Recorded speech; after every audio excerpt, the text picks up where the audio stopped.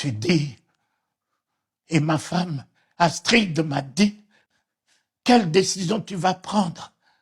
Mais c'est avec ton salaire qu'on vit, que tu nourris papa, maman, ma famille vit de ton salaire. Mais comment allons-nous tenir?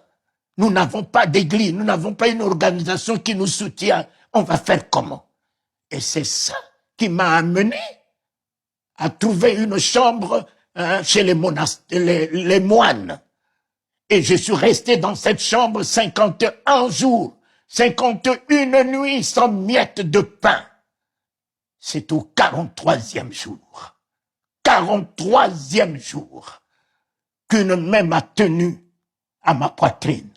Je me suis retrouvé dans le ciel.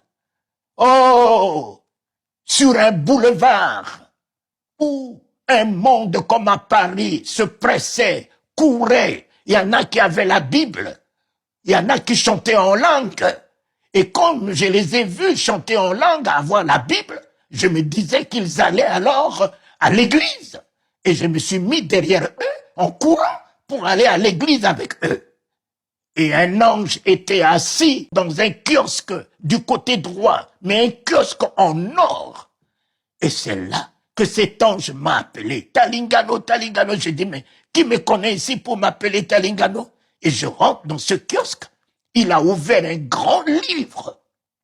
Dans ce grand livre, il a mis son doigt sur mon nom, écrit en lettres d'or. J'ai dit, mais qui a écrit mon nom ici? Il dit, mais tu vas le voir. J'ai dit, c'est qui? Il dit, mais tu vas le voir. J'ai dit, mais est-ce que je veux voir Jésus? Il dit, oui, tu vas le voir. J'ai dit, ben, laisse-moi d'abord aller à l'église. Mes chers amis, ne soyez pas des suivistes. Ne suivez pas la masse qui va, oui, j'ai 10 000 membres, j'ai 20 000 membres. Non, suivez la conviction que vous avez. Suivez la vision que le Christ vous a donnée. Ne courez pas derrière les manifestations, derrière les onctions, derrière les hommes avec le pouvoir des miracles qui racontent des aventures, qui vous racontent votre vie. Suivez la parole de Dieu. Suivez le Christ, votre sauveur, rédempteur. Suivez le Saint-Esprit. Ils allaient tous à l'enfer avec la Bible à la main. En enfer. La Bible à la main. J'ai vu beaucoup de chefs d'État que je ne pourrais pas nommer ici, mais tous m'ont montré une Bible tirée de l'original. Cela n'empêchait pas ces grands hommes d'État de se baigner dans le sang des innocents, de consulter les voyants, de consulter les féticheurs, et pourtant ils avaient la Bible tirée même de l'original, de toutes les traditions.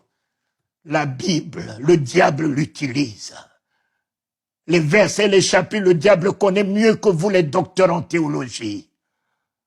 Mais le diable tremble devant la parole. Le jour où vous aurez la parole de Dieu, c'est la stabilité. Le jour où vous aurez la parole de Dieu, c'est la foi. Le jour où vous aurez la parole de Dieu, vous ne vous permettrez plus de parler du mal de quelqu'un. La Bible est pour la tête. La Bible est pour la tête. Les versets, les chapitres, vous les localisez, vous les logez où? Dans la tête. Mais la parole de Dieu n'est pas pour la tête. La parole de Dieu est pour le cœur. Je me tiens à la porte de ton cœur. Je frappe. Si tu entends ma voix et que tu ouvres, je rentre. La parole de Dieu n'est pas pour la tête, c'est pour le cœur. Laissez la parole de Dieu rentrer dans votre cœur. Vous n'auriez plus de place pour la haine. Vous n'aurez plus de place pour la calomnie. Vous n'aurez plus de place pour les critiques. La parole de Dieu, c'est l'amour, c'est la grâce, c'est la miséricorde, c'est la compassion, c'est la bonté. Et Dieu m'a permis. Je suis revenu, voyant tous ces gens rentrer à l'enfer, je suis revenu et j'ai rencontré le Seigneur Jésus, qui m'a pris dans ses bras comme l'époux prend son épouse. J'ai vu un tapis rouge dressé. Oh, nous sommes des rois. J'aime beaucoup chanter, il est le roi des rois. Ces rois ne sont pas Biden, Macron, ces rois, c'est vous. C'est vous qui êtes ces rois, parce qu'il vous a donné le royaume. En vous donnant le royaume, vous ne pouvez pas être quelqu'un d'autre qu'un roi. C'est vous qui êtes ce roi dans ce monde. Ainsi soit-il, je l'ai vu. Il m'a fait visiter le ciel. Quelle beauté, quelle magnificence, ce qu'il a préparé pour vous.